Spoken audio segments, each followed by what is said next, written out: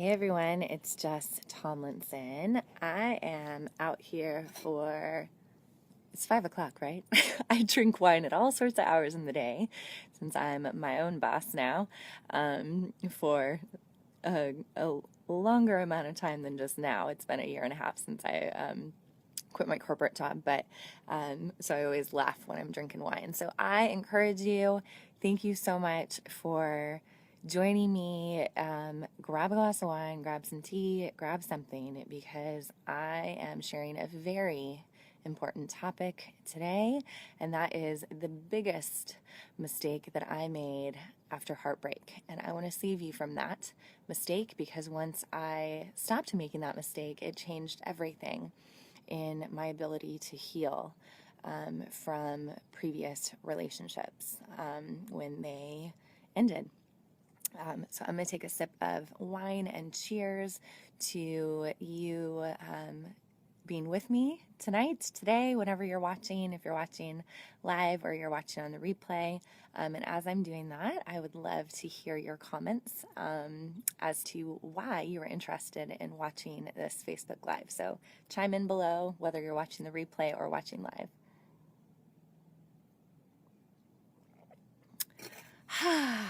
Everything's always a little better with some wine, right? Okay, so let's dive in. First of all, if you don't know me, my name is Jess Tomlinson, and I support women who are recently heartbroken to heal their hearts and believe in the possibility of love again. And I'm super passionate about it, and that's why I'm being a little bit vulnerable today and sharing how I made the biggest mistake after heartbreak, and how that really prevented my healing. So to get into the story that I want to share with you, it was quite a few years back, way back. I was dating a doctor, and I thought I had it made. A really nice relationship, if you've ever been in one of those where there's no conflict. It's just kind of everybody's trotting along and you care about each other. And then he was coming for Christmas to be with my family. And I will never forget, I was in the back of my mom's car, and I opened up my email, super excited for him to come. And I'll never forget the first sentence. I didn't even have to read anymore, because the first sentence said, "I can't do this." So he decided that Christmas not to come. And as you can imagine, that was completely heartbreaking for me. I spent the next 3 days in the back room, and really had a hard time, and couldn't eat. And after that, I went back home, and I really felt sad. I felt really sad about the relationship ending, and I felt heartbroken, and I felt depressed, and like any normal emotions. And after a major heartbreak, right? And I really thought that the best thing for me was going to be to keep myself busy and to avoid being heartbroken and to get back out there, right? How many of us women are told to be strong? Or how many times do we hear our friends say, you need to just keep yourself distracted. We need to keep you having fun and take your mind off things, right? And they mean well. So my friends did all of these things, wanted me to get right back out there and have fun. And of course, I had a corporate job at the time, so I had to go right back to work. And in that process of heartbreak, I will never forget when I did go back to work. I saw my senior vice president. I was in marketing at the time, working for a variety of high-end publications in Las Vegas. Branding and marketing is my background. So I walked into work that day, and as soon as I saw my senior vice president, I just burst into tears, just like uncontrollably burst into tears. And I was pretty embarrassed, right? Because this is like a professional atmosphere that I'm in. Some workplaces are really great at holding your emotions and allowing you to kind of go through life, but most of them are not. And this workplace was not one of those. So after I just kind of like emotionally vomited on her and on myself, I was super embarrassed. And let me be clear that there's nothing embarrassing about emotions. In fact, that's the whole point of my story. So, but if you can put yourself in my shoes, and maybe you've had something like this happen in your own life where you have been heartbroken, and you go into a situation where it really requires you to be more put together, and then you just kind of lose your shit. And so that's what happened with me. And I think about this now because I realize that that heartbreak, what I failed to do, and it was my biggest mistake that I no longer make when I'm heartbroken, is that I did not feel my feelings. Okay, I did not feel my feelings. And hi, whoever's watching live, I'd love to hear from you in the comments. Yeah, you guys, if you're live or you're watching the replay, I'd love for this to be a conversation as I'm sharing my story and any thoughts that you have or if you resonate. So I realized that this was my biggest mistake, is that I didn't allow myself to fully feel the heartbreak. I didn't allow myself to feel what I wanted to feel. And actually, I didn't want to feel the heartbreak, right? Can you resonate with me? And so here's why it's so important. And this is the biggest mistake that women make when they get heartbroken, is that they listen to their friends and they listen to what they feel like they should be doing, getting back out there, distracting themselves, having fun, being strong.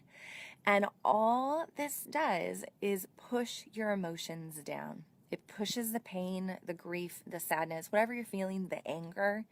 There's a lot of anger that we do not allow ourselves to feel after a heartbreak. And so by pushing these emotions down, what happens, like it happened to me, is that it comes out in uncontrollable ways. And then we can get embarrassed, like I did, where it came out and my emotions just completely vomited all over my senior vice president of the company I was working in. And so here's the thing, you guys. What emotions are you holding back right now from feeling? What emotions are you denying yourself to feel because you might be afraid that actually they'll pull you further down into your heartbreak and your sadness? So just sit with that for a moment and really ask yourself that question. Because the reality is that as a society, we do this all the time. We do this all the time. And I'd love to hear if you're feeling safe enough, vulnerable enough to share, if you have ever pushed your emotions down after a heartbreak and just kind of been strong, put yourself back out there, distracted yourself, and moved on with your life. If that is true for you, I'd love to hear in the comments. I'd love for you to share with me. So, whatever your answer to that question is, if you have dealt with your emotions and really processed them and went deeply into them so that they don't resurface later, awesome. Congratulations. That's amazing. Or if you're like most of us who have pushed our emotions down, who have done what we felt like we should do and moved on with our life and been too scared to feel what we want to feel, to go into the pain because it's hard. Either way, my deepest wish for you is that you just allow yourself to be. You don't put any expectations on how you're supposed to be, whether you're supposed to be happy or sad or strong or weak after a heartbreak. Don't put any expectations on yourself. Just allow yourself to feel what you want to feel.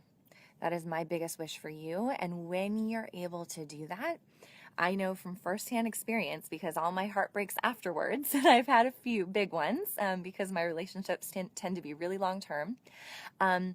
When I allowed myself during those heartbreaks to feel deeply, to go into the pain, to actually process it. And what I mean by process is you don't have to do a lot of work around it. It's just being with the emotions and scheduling time for yourself to grieve and to cry and to not get better right away, right?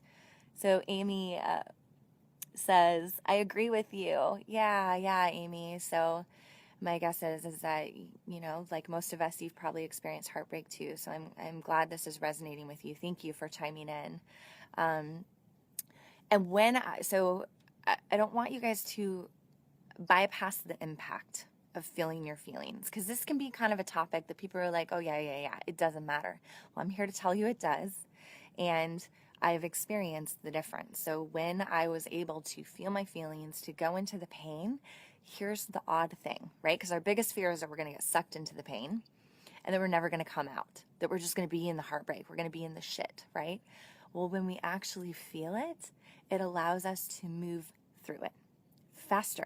Okay, so let me give you an example. My most recent heartbreak, which was about a year and a half ago, I embraced my anger because I was really angry about that heartbreak, and I embraced it in a way that I had never allowed myself to get angry about a heartbreak before. And let me tell you, I created space for myself with my own coach to scream, to yell, to really feel what I call my radiant rebel. So we have these archetypes that I teach, and the radiant rebel is the one that, like, rawr, she's really the fierce feminine. And it fucking hurts, right? When you have a relationship end, whether you're the one who was broken up with or you're the one who made the tough decision to end the relationship, it hurts. So when I was able to do that and go into my radiant rebel archetype and really just feel the anger, I got through the heartbreak so much faster, you guys, so much faster. And what that does is it allows that baggage and those emotions to be released so that you can move on and you can feel more powerful and more like yourself quicker again. And you don't have to wallow so much in the pain and the sadness and the grief because you actually dealt with it.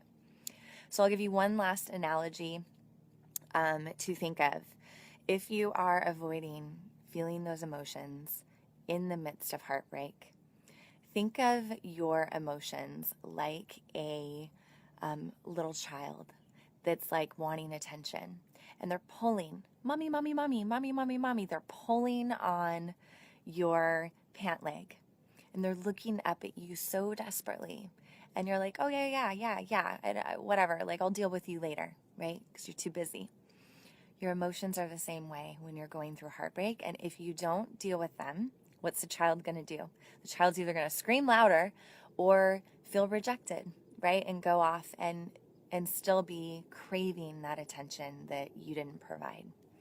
All right, so your emotions are the same way.